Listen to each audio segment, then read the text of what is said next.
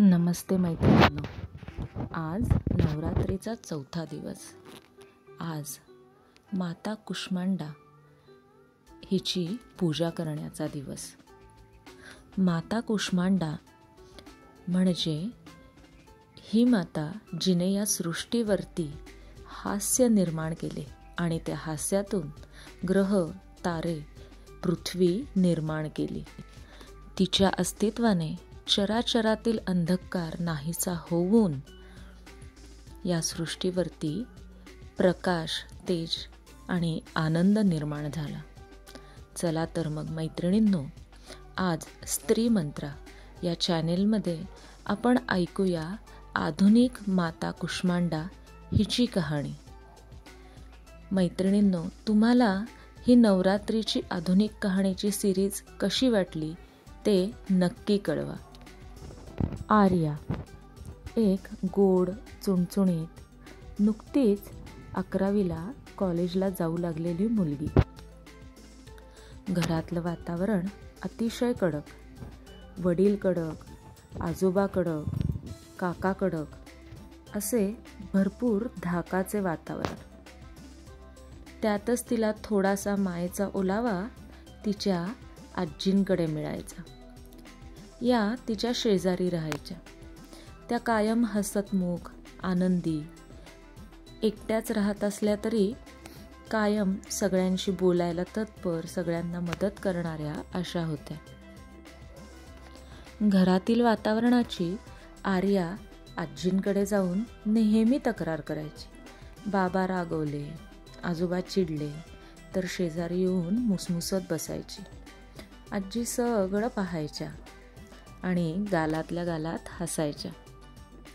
एक दिवस मात्र आर्याला रागच आला. ती म्हणाली, आजी, तुम्ही माझ्यावर हसू नका बरं. मी इथे रडतीये आणि तुम्ही हसता कशा बरं? मला किती त्रास होतो तुम्हाला कल्पना तरी आहे का? आजी परत खुदकन हसल्या आणि तिला जवळ बोलावून म्हणाल्या, ये बैस जरा माझ्याजवळ, मलाही तुझ्याशी काही बोलायचे होते. आर्या गोड मुलीसारखी पटकन आजींच्या जवळ जाऊन बसली. आजी आर्याला म्हणाल्या, अगं, रडतेस कशाला? रडून का तुझे प्रश्न संपणार आहेत? आर्या म्हणाली, नाही हो आजी, तसं नाही आहे, पण सहन होत नाही कधी कधी, मग काय करणार?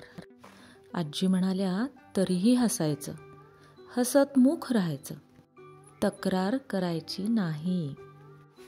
आर्या लहान मुलगीच ती आजींना म्हणाली, तुम्हाला काय जातंय आजी सांगायला तक्रार करायची नाही? तुम्हाला कुठे कोण आहे बोलायला? छानपैकी एकट्या राहता, हवं ते करता, तुमचं तेवढं बरं आहे. आजी पुन्हा हसल्या, म्हणाल्या, हो बाई, तेवढं खरं आहे, पण तुला सांगू का माझ्या लहानपणी काय काय होतं ते? आर्याला जाणून घ्यायची उत्सुकता होती. ती पण लगेच म्हणाली, सांगा ना, सांगा. आजी म्हणाल्या, मी घरातली मोठी बहीण. माझ्या पाठीवर 3 मुली झाल्या. आम्ही 4 बहिणी. पण अगदी धाकटीच्या आजारपणात माझी आई गेली ग. तेव्हा मी 5.5 वर्षांची होते. मग काय, सगळा भार माझ्यावर पडला. मला आईच व्हावं लागलं त्या सगळ्यांची. वडील कडक, कायम शेताची कामं, लोक येत जात असायची आणि आम्हाला सांभाळायला म्हणून माझ्या बाबांनी दुसरं लग्न केलं. मला वाटलं मला नवीन आई आली, छान जवळ घेईल, गोष्टी सांगेल, माया करेल. पण इथे चित्रच वेगळं होतं. सुरुवातीला जरा बरे दिवस गेले, पण 2 वर्षात तिलाही एक मुलगा झाला आणि पुन्हा दिवस गेले. आणि ते दिवस फारच कठीण होते. घरातली सगळी कामं करायची, माझ्या बहिणींचं आवरायचं, छोट्या बाळाचं बघायचं. हे सगळं करून वेळ उरला तर शाळेला जायचं. वडिलांचा धाकही होता शाळेत जायचं म्हणून. अशा सगळ्या त्या रहाटगाडग्यात मी अडकले तेव्हा अगदीच 9-10 वर्षांची होते ग. असेच दिवस जात होते. आईच्या त्रासाची पण सवय झाली होती. असं वाटायचं तिची तरी काय चूक, तिच्या पदरात आम्ही 4 जणी पडलो. मी मात्र हसूनच घ्यायचे, तिचा त्रास दुर्लक्ष करायचे, 4 बहिणींना आनंदाने समजून सांगायचे. असे करत करत पुढे माझे लग्न झाले. मी चांगले मॅट्रिक पास झाले होते आणि घरात आपसूक चालू केलेलं स्थळ म्हणून माझे पटकन हात पिवळे करून लग्न उरकलं गेलं. छान संसार चालू होता, शाळा चालू होती. दिवसांमागे दिवस जात होते.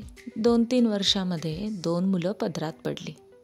छान गुणी गोंडस मुलं. तुला म्हणून सांगते, नवऱ्याचा त्रास होताच, भरपूर होता, पण मुलांकडे बघून सहन केला. आणि अचानक एके दिवशी समजलं की ह्या माणसाचं आधीच लग्न झालेलं आहे आणि त्याला 2 मुले आहेत. माझी तर पायाखालची जमीनच सरकली. पण माहेरी वळून बघायला शक्यच नव्हतं. तिथेही पाठीवर बहिणी होत्या, त्यांची लग्न होती. तो काळही तसा होता की मी काही सोडून जाऊ शकत नव्हते. त्यामुळे पुन्हा मुलांकडे बघून हसत हसत आनंदाने आहे तिथे दिवस काढले. मुलं मोठी झाल्यावर त्यांच्याही ही गोष्ट लक्षात आली.